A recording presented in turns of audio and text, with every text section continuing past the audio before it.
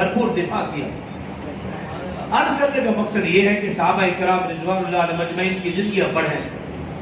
جب بھی صحابہ کرام کو دیکھنا ہو، پرکھنا ہو، جانچنا ہو، صرف قرآن سے، اس سے ہٹ کر جس نے صحابہ کرام کو قرآن سے ہٹ کر پرکھا، اس کا انجام وہی ہوا جو چند دن ایک اپنے آپ کو کہنے والے مسلمان نے حضرت عثمان رضی اللہ عنہ کے شان میں گھسا کی۔ اس طرح کے لوگ پھر اڑتے رہے گے۔ جس نے صحابہ کرام کو قرآن کی نگاہ سے دیکھا وہ کامیاب و کامران ہوا۔ جس بدبخت نے صحابہ کرام رضوان اللہ علیہ مجمعین کو قرآن سے ہٹ کر پرکھا، اس کی وجہ یہ ہے کہ جس نے صحابہ کرام کو یہ سمجھا کہ یہ ہماری طرح ایک شخصیات ہیں، وہ گمراہ ہوئے۔ جس نے صحابہ کرام کو قرآن کی شخصیات تصور کیا، وہ شخص دنیا اور آخرت میں کامیاب ہوا۔ جو